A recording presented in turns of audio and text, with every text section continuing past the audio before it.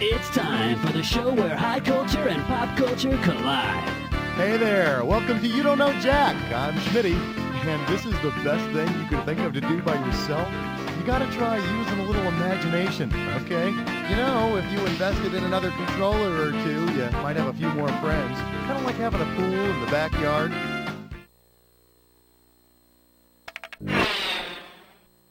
One.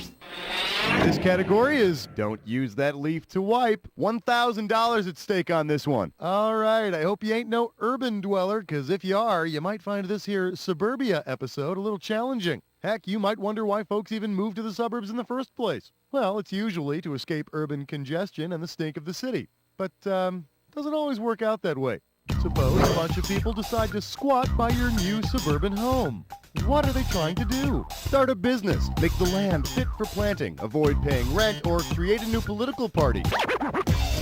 Squatting involves people who set up home on someone else's property without paying rent.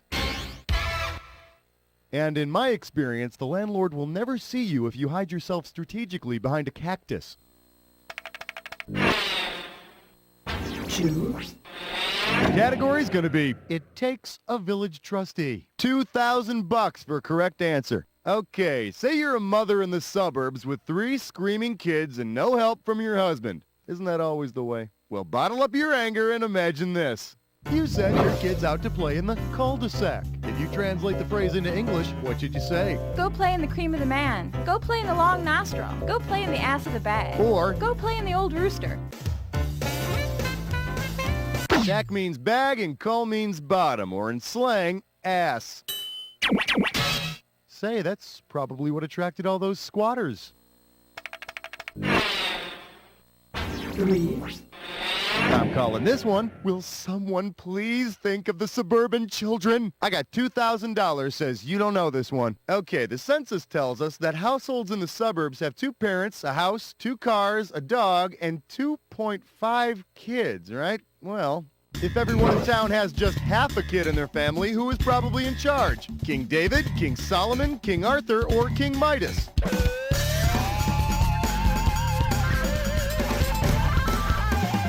King Solomon is the wise biblical king who's famous for settling a custody battle by suggesting a baby be cut in half so 2 different women could share it. It's a great story. Look it up. It's not a real popular custody ruling in the suburbs because, you know, it's tough to get half a kid into a good preschool these days. 4. This one's called Honey, I Shrunk the Yuppies. I'm going to make this one $1,000. Okay, so first there were young urban professionals we called yuppies, right? Then there were buppies, and now we got dinks.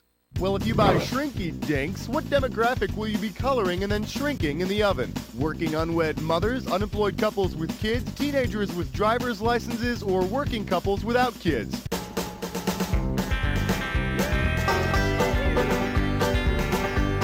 DINK is an acronym for Double Income, No Kids. And the shrinky part is a dink's dream. Low-cost plastic surgery. Oh, it's that time again. Get ready for a dis or dat. Here's the category for your dis or dat. This is your brain on Suburbia. Now, I'm going to list off 7 brand names, and for each one, I'd like you to tell me if it's a type of minivan or a brand of drug. As each one comes up, if it's a van, perhaps you'd be so kind as to press the square button. If it's a drug, press the circle button. And hit the triangle to skip the ones you don't know. You get $1,000 for each right answer, and you lose $1,000 for each one you get wrong or you don't get to. All right, I'm putting 30 seconds on the clock. Let the magic begin. Astro, man or drug? Axel.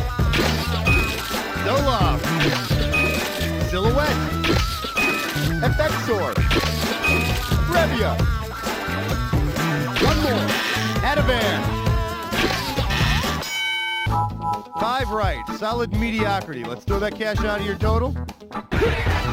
And now back to our regularly scheduled program. 6.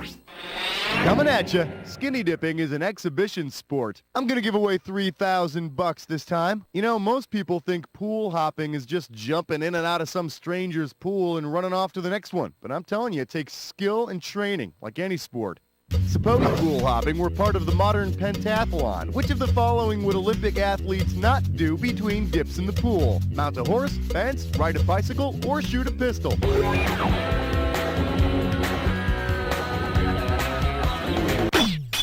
Timeout, but I got you. Nuh-uh, I called timeout, but I got you. Do-over. Okay, do-over. Does this ring a bell? The modern pentathlon includes swimming, fencing, shooting, running, and riding horses, not bikes. So after they jump in their neighbor's pool, they'd also be able to leave flaming bags of horse duty on their front porches. Ah, youth. 7, Up next, fake vomit. Get your fake vomit here. And this one's going to be worth $2,000. All right, give me your best shot. If ubiquitous novelty store Spencer Gifts had been founded by historical figure Herbert Spencer, what would its ad slogan most likely be? Fundies are only for the aristocracy. Only the fittest lava lamps will survive. All Garfield mugs were created equal. Or I read fart joke books, therefore I am.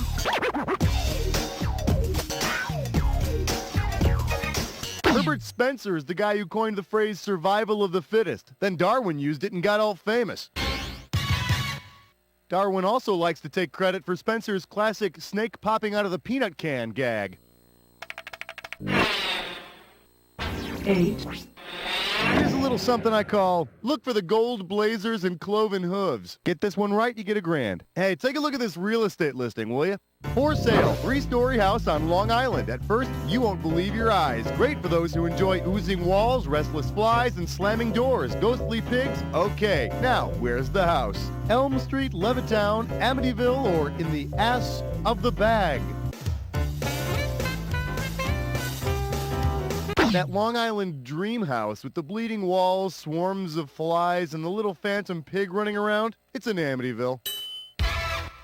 And as long as you can swing an axe, it's the perfect fixer-upper. 9, The category is et tu, fruité. You get it right, I'm putting you up $2,000. Okay, you know that store in the mall, Orange Julius? And you can get like an orange Julius or a strawberry Julius or a banana, you know, whatever freaking Julius you want. If Orange Julius added even more fruits to its menu, which of these drinks could it not offer? Acorn Julius, Onion Julius, Tomato Julius, or Pea Julius? An onion isn't a fruit, so an Onion Julius would be out of the question. An Onion Julius. No way! Wild scallions couldn't make me drink one of those. 10, This category is, hey mister, can we have our ball back? You get this one, you pocket $2,000. Golly gee, remember when you were growing up as a kid and you were always hitting the baseball into your neighbor's yard? Must have been particularly rough for Sammy Sosa growing up down there in the Dominican Republic, don't you think? Imagine that as a kid, my friend Sammy Sosa accidentally hit balls over the fence into the other country on the island of Hispaniola. Where would he have had to go to get back his ball? Puerto Rico, Jamaica, Cuba, or Haiti?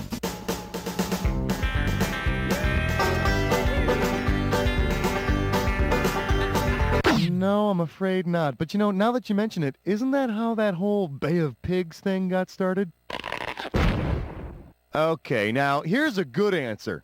The Dominican Republic shares the island of Hispaniola with the nation of Haiti. So, you think asking some old lady who lives with a bunch of cats for your ball back is tough? Try asking a voodoo priest.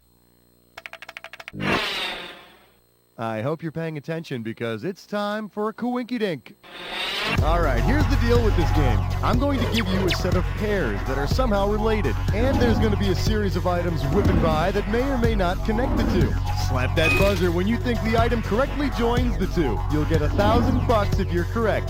Just don't be slapping that buzzer all willy-nilly. If you're wrong, you lose $1,000. At the end, I'm going to give you a bonus question for some bonus cash. Keeping an eye on all the correct answers is going to give you a leg up in the bonus round. I like to call this coinky-dink ennui of the trust fund child. Got it? Good. Let's go. Famous dolphin and scuba footwear. What do these two things have in common?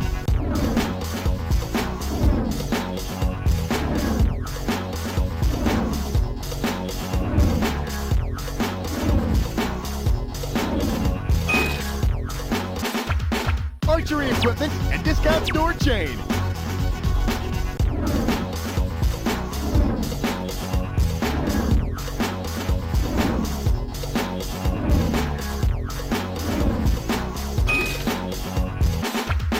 Full speed equals full blank and jousting tournament.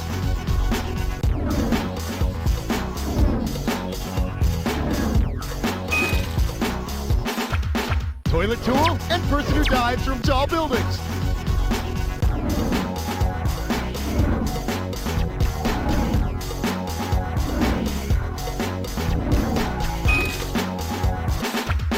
Students want extra blank and fine with plastic.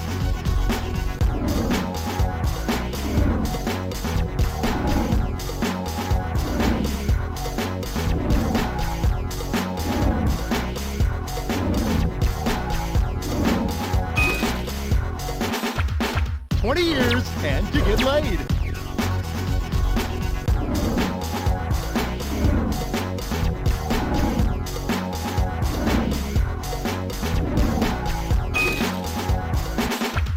Car fenders and excess drops.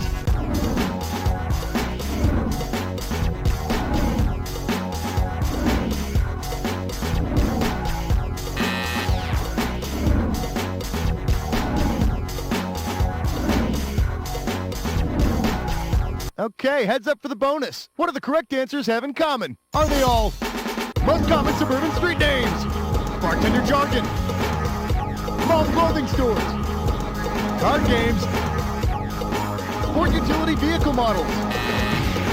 Well, thanks for trying. Thank God you don't need quarters to play this game, huh?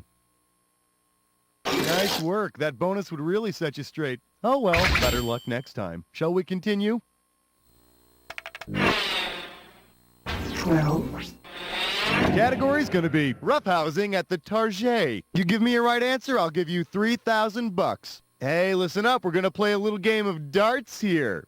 Well, not really, just...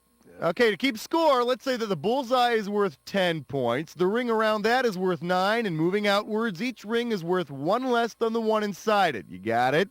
How many points would you get for hitting the outermost ring in a Target store logo? 7, 8, 9, or 10?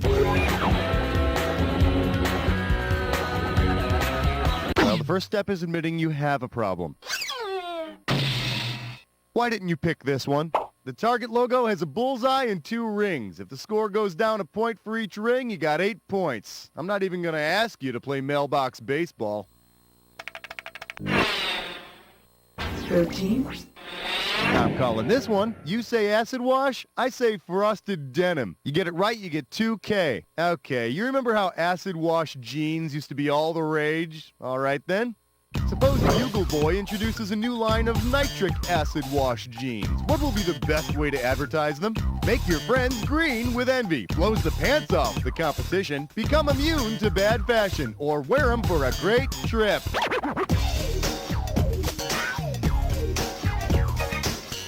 Nitric acid is used in explosives.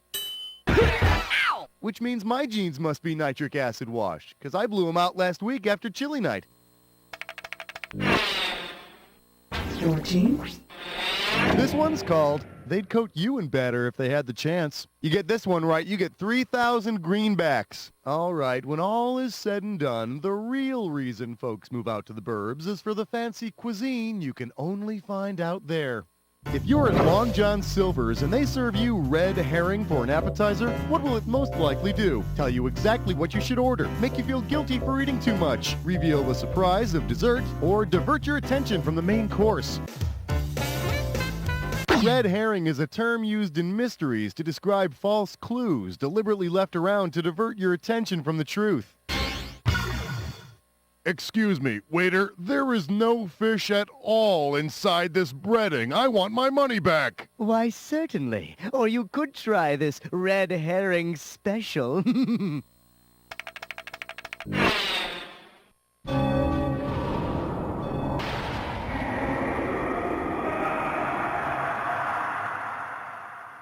You're about to embark upon the attack. Hit your buzzer when you see two words that match. $2,000 if you're right, 2,000 off if you're wrong. It's not so hard. Just remember this. Remember the clue. It's got to be a match that fits this clue. We're going to the mall. Where's my comb? It's right in the back pocket of those tight jeans, honey. I can see the individual freaking teeth on it, okay?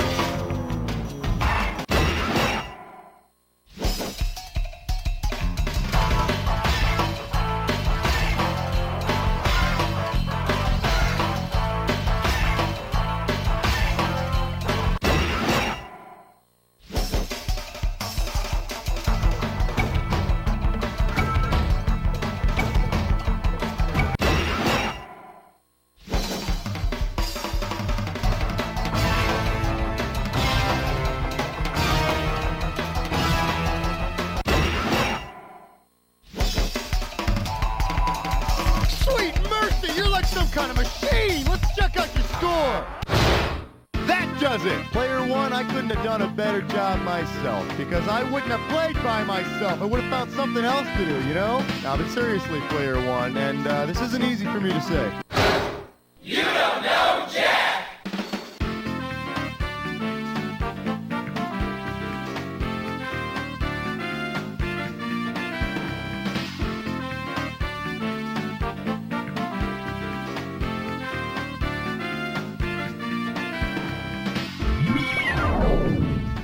Congratulations, you have made it at the behind scoreboard.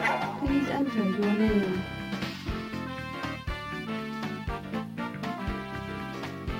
Your chance for entering your name is running out. I will enter one if you do not.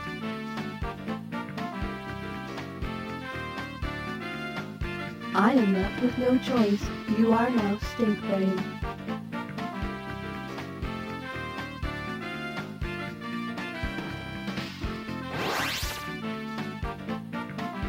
In order to play again, you will have to let me know. I am unable to read Sam Benton Bed and minds. Breakfast. Sam Benton is miles and miles away from civilization. Each room is equipped with a bunk-style bed and a private urinal. Continental bread and water breakfast is offered until 6:30 a.m.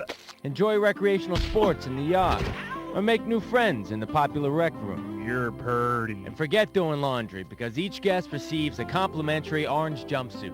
At Sam Benton, we'll take you away for the trip of a lifetime. Hello? Mr. Smith? Yeah? About that kidney transplant you're waiting for. Uh-huh. Now you can charge it, because I've got a pre-approved credit card with your name on it. Boy, that would be great. Sign me up. Cold calling can be hard, but the Telemarket 2000 makes it easy. Simply type in a name, and the Telemarket prints out personal information about the people you're calling. Hello? Mrs. Johnson? Yes? I know you're going through a painful divorce. Who is this? And nothing can take your mind off a lousy cheating husband like some beautiful aluminum siding. Really? Do you think so? Oh, go ahead. Do the whole house. The Telemarket 2000. Let us help you get your foot in the door before it's slammed in your face.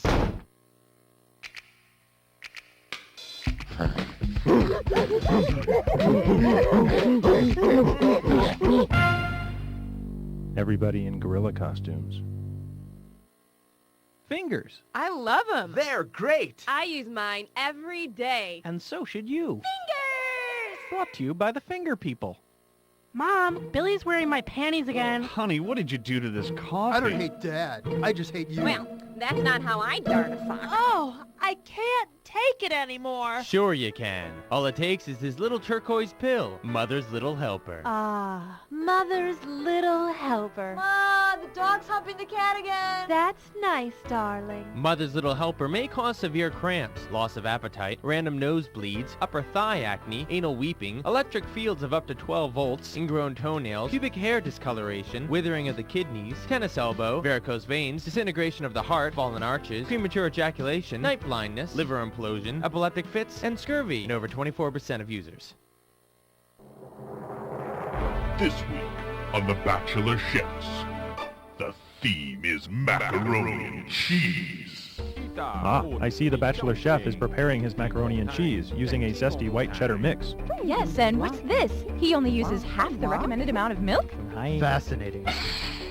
The challenger is seasoning his macaroni and cheese with pepper and a dash of leftover Tabasco sauce. The smell is extraordinary. Who will win this battle? The Bachelor Chef's macaroni and cheese did not boil too long. It is not mushy. The dish is creamy, but not too rich, or a buttery goop. The challenger's macaroni and cheese, it is a bit runny, perhaps too much milk. Yes, he should have allowed it to sit for a few minutes. Next time on The Bachelor Chefs.